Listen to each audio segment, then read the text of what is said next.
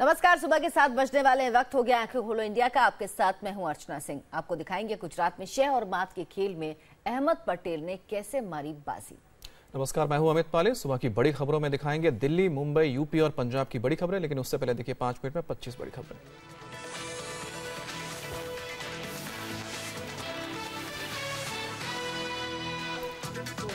गुजरात की अग्नि परीक्षा में कामयाब रही कांग्रेस। अहमद पटेल ने राज्यसभा की सीट बरकरार रखी। 44 मत हासिल कर बीजेपी उम्मीदवार बलवंत सिंह राजपूत को हराया। गुजरात से भाई गोहिल के वोट रद्द होने से बीजेपी नहीं जीत पाई तीसरी सीट। दोनों ने बीजेपी के पक्ष में डाला था वोट। कांग्रेस ने चुनाव आयोग से गोपनीयता भंग होने का हवाला देकर वोट रद्द करने की मांग की थी। राघव जी और भोला भाई ने बैलेट को मतपेटी में डालने से पहले अमित शाह, स्मृति ईरानी और बलवंत सिंह को दिखाया था। कांग्रेस की शिकायत के बाद बीजेपी भी पहुंची चुनाव आयोग। बीजेपी की शिकायत आयोग ने की खारिज। वोट रद्द करने के फैसले के बाद देर रात शुरू हुई मतगणना। बीजेपी चुनाव आयोग के फैसले से संतुष्ट नहीं, कानूनी कार्रवाई कर सकती है पार्टी। सीएम रूपानी ने कहा, आधे वोट से जीते अहमद पटेल। बीजेपी ने कांग्रेस के एजेंट शक्ति सिंह गोहिल पर वोटिंग में बाधा डालने का आरोप लगाया। कहा, वीडियोग्राफी में राघव जी पटेल को हाथ पकड़कर रोकने की कोशिश कर रहे हैं।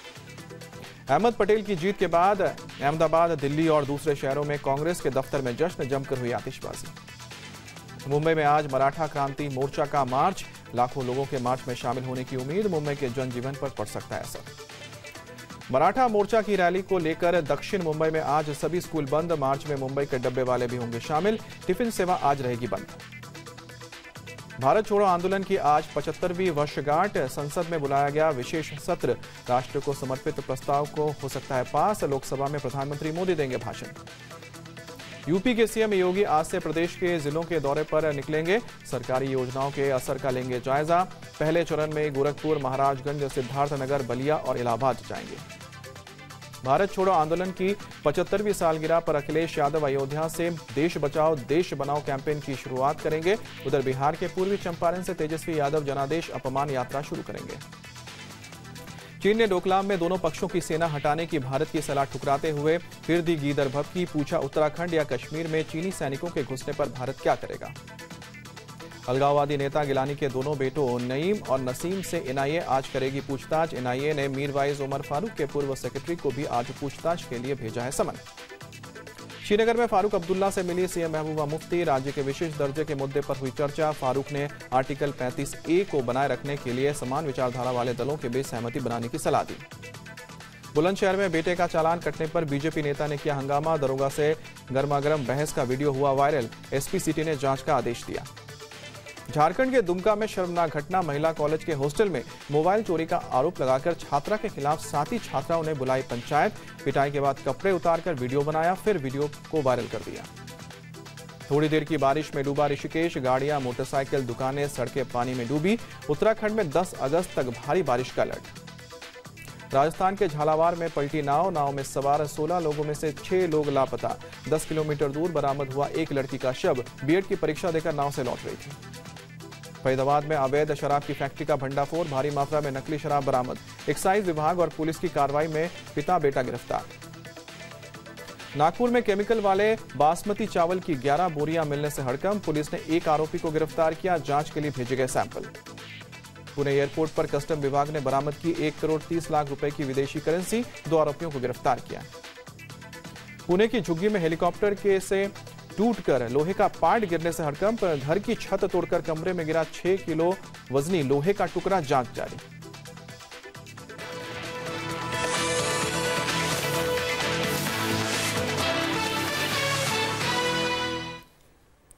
पांच मिनट 25 खबरों के बाद आंखें खोलो इंडिया में आज सुबह की सबसे बड़ी खबर। गुजरात राज्यसभा चुनाव में करीब 10 घंटे चले सियासी ड्रामे के बाद कांग्रेस उम्मीदवार अहमद पटेल ने आखिरकार जीत हासिल कर ली। 44 वोटों के साथ अहमद पटेल ने बीजेपी उम्मीदवार बलवंत सिंह राजपूत को हरा दिया। जीत के बाद जहां कांग्रेस कार्यकर्ताओं में जश्न का माहौल है, वहीं अहमदाबाद में अहमद पटेल ने इस जीत को कांग्रेस के उन विधायकों की जीत बताया जिन्होंने तमाम देशवासियों के बीच उनके लिए वोट किया। इसके साथ ही अहमद पटेल ने इस जीत को पार्टी आलाकमान की जीत भी बताते हुए कहा कि उन्होंने उन पर भरोसा किया। बीजेपी और कांग्रेस ने इस सीट को प्रतिष्ठा का सवाल बना दिया था।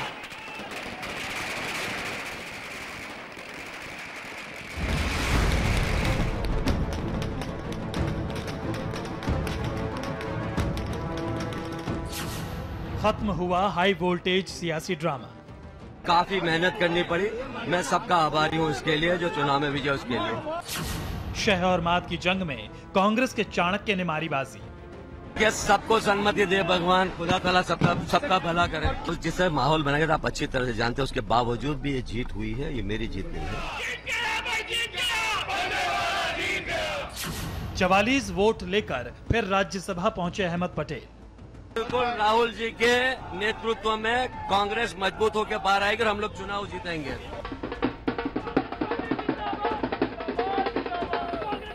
गुजरात राज्यसभा चुनाव के लिए शाम 4 बजे वोटिंग खत्म होने के बाद 10 घंटे तक चला सियासी ड्रामा जब खत्म हुआ और नतीजे का ऐलान हुआ तो कांग्रेस के नेता और कार्यकर्ता कुछ इसी तरह झूम उठे। रात के 2 बज रहे थे और गांधीनगर में आतिशबाजी से शुरू हुआ कांग्रेस का ये जश्न देखते ही देखते गुजरात के दूसरे हिस्सों से होते हुए दिल्ली तक पहुंच गया।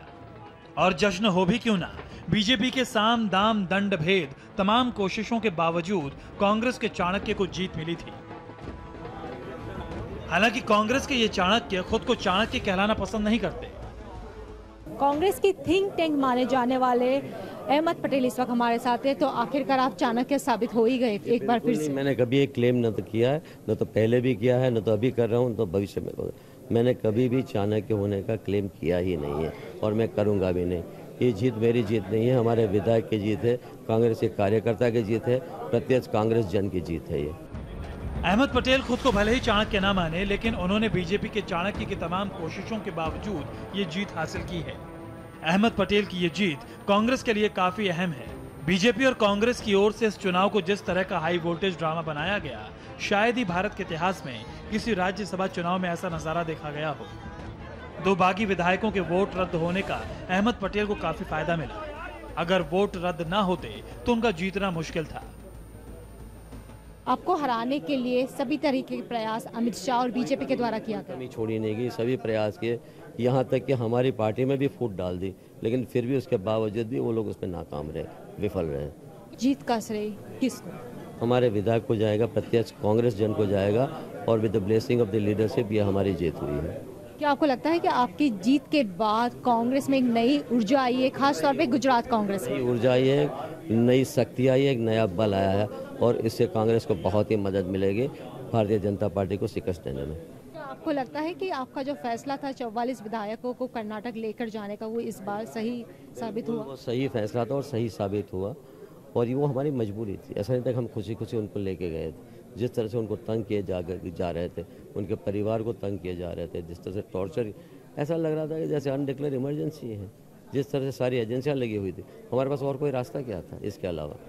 पटेल के हाथों बीजेपी उम्मीदवार बलवंत सिंह राजपूत की हार के बाद गुजरात के सीएम विजय रूपाणी मीडिया के सामने आए। उन्होंने कहा कि अहमद पटेल जीत भले ही गए हों, लेकिन उन्होंने इस जीत के लिए बड़ी कीमत चुकाई है।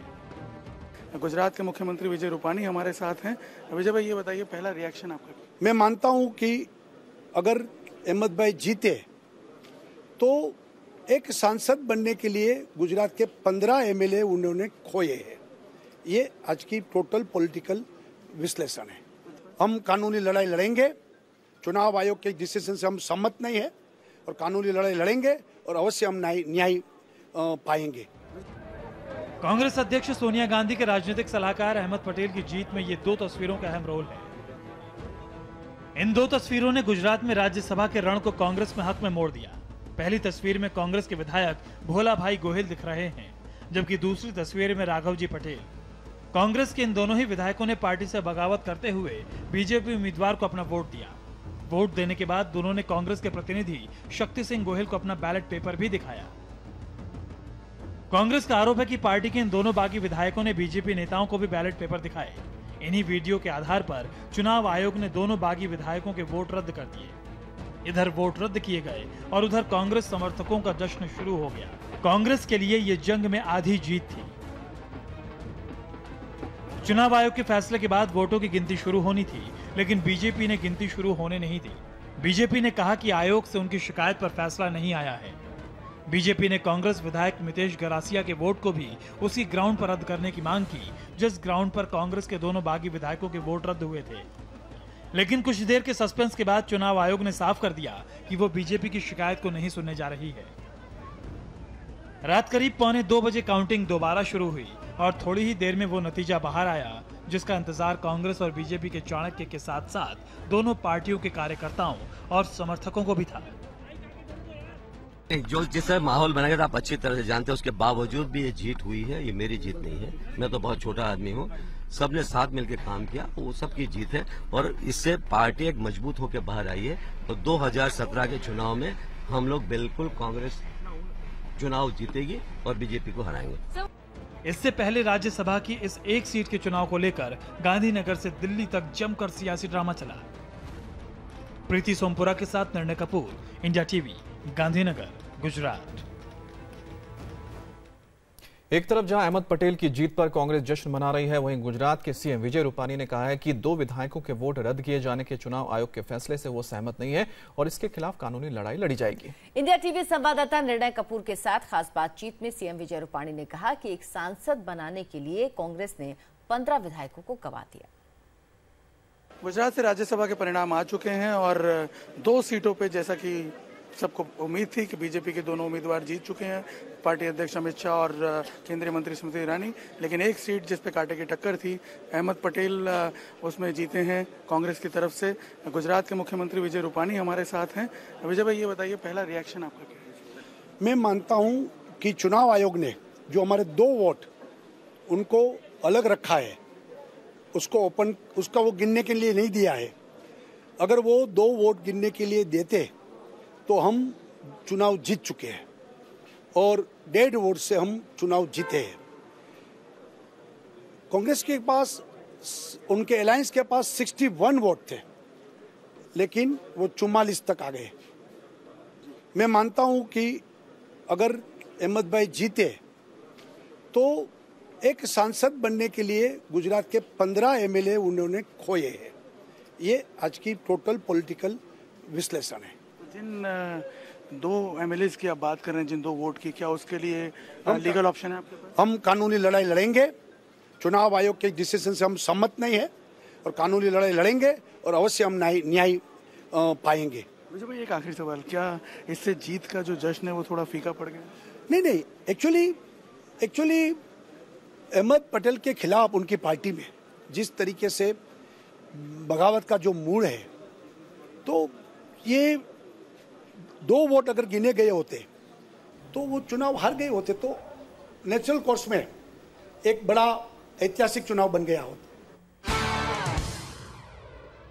जेएनयू के लापता छात्र नजीब के केस में दिल्ली हाई कोर्ट ने सीबीआई को फटकार लगाई है। एक ही तरह की स्टेटस रिपोर्ट पेश करने पर कोर्ट ने नाराजगी जताई।